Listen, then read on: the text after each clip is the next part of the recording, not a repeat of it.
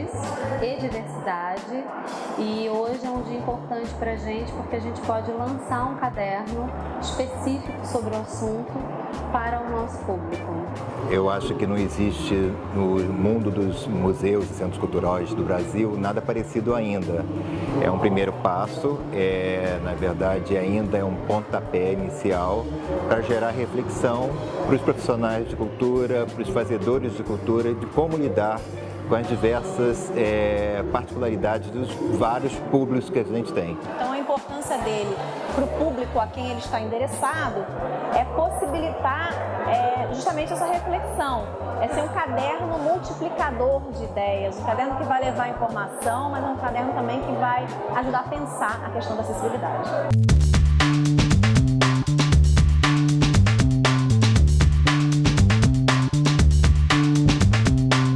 Muitas vezes as pessoas não atuam pensando a acessibilidade porque se acham despreparadas no sentido de ter pouco repertório, poucas informações e etc. Depois que você vai trabalhando com um público diverso, você vê que que cada pessoa é uma pessoa, né? Que não existe a forma de uma pessoa cega se comportar, assim como não existe a forma de uma pessoa que enxerga se comportar. Surdo é a mesma coisa e por aí vai. Porém, tem um monte de informações, um monte de recursos que fazem com que todos estejam com equidade, né? Com equiparação de oportunidades. É claro que a acessibilidade é uma questão que, historicamente, né, a questão da acessibilidade está ligada às pessoas com deficiência, mas o que eles perceberam é que existem várias outras pessoas que passam pela falta de acesso também. E que essa experiência com o público, pessoa com deficiência, nos ensina a produzir acesso para outros públicos, para o público diverso também. O que a gente está ganhando aqui com o caderno é abrir a escuta para a diferença. Quando a gente recebia os grupos mistos, a gente pensava, por que isso está no singular? Como pode ser acessibilidade? Se a gente precisa se desdobrar em grupos mistos, sabe? Desde o sofrimento psíquico a algum tipo de comprometimento psicomotor. E como é que você faz para ter essas múltiplas linguagens ali num encontro, num museu? Então foi a pluralização do conceito. A gente começa a olhar para a acessibilidade como um comportamento, né? Como uma visão de mundo sobre a sociedade, sobre o outro. E eu acho que essa é a grande contribuição que esse caderno vem trazer.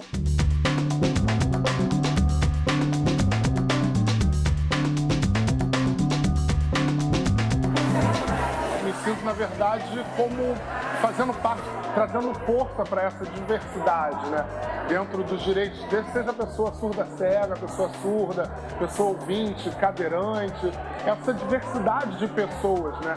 O objetivo é trazer essas diversidades para conversarem, né? Nós precisamos muito olhar, né, para essa questão e cada um vê também essa questão como a língua de sinais, né? Ter esse olhar para a língua de sinais.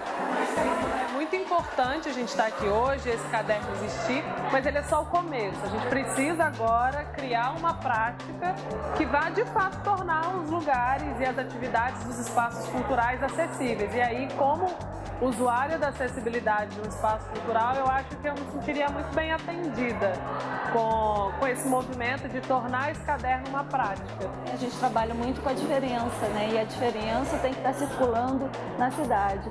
E aí esse caderno fala muito disso, né? Fala das pessoas em sofrimento psíquico, da importância e do quanto esse trabalho de você circular com as pessoas, você vai aumentando cada vez mais a autonomia delas, né?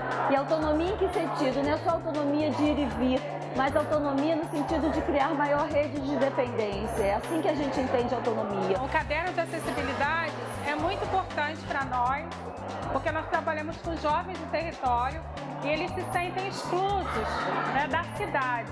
E o caderno de acessibilidade, ele traz essa sensação de pertencimento à cidade. Hoje em dia, na época da tecnologia, quem se propõe a fazer um livro, e principalmente um livro falando sobre acessibilidade e a acessibilidade cultural, é de uma preciosidade inestimável. Porque somos singulares, né? Cada um de nós. E tenho certeza que todos os nossos que passaram aqui, tantos outros que vocês recebem aqui como visitantes, se sentem plenamente acolhidos. Então eu acho que poder estar aqui hoje é abrir essa porta de acesso, né, para cultura para a cidade, né, para os usuários do CAPS. Então, a importância desse caderno vem justamente porque a acessibilidade, né, também é um fator que a gente luta todos os dias com os usuários da saúde mental. Então, eu sendo funcionária, né, da Oi, e a Oi Futura, né, como essa empresa parceira, com todo esse projeto aqui falando sobre acessibilidade, com essa iniciativa da Oi Futura, é muito importante para todo mundo isso, na verdade. O grande ganho desse caderno de acessibilidade é que ele em si é um produto cultural acessível, porque ele já sai com acessibilidade para pessoa com deficiência visual, para pessoa com baixa visão e para os surdos, porque ele tem a versão em Libras. Então ele já é um exemplo de acessibilidade como uma publicação. O modelo do desenho universal, ele vem mostrar pra gente de que trabalhar com acessibilidade numa primeira instância não é seguir cartilhas, é você vivenciar dentro do... é você coabitar com o máximo de pessoas diferentes, porque o normal mesmo é ser diferente.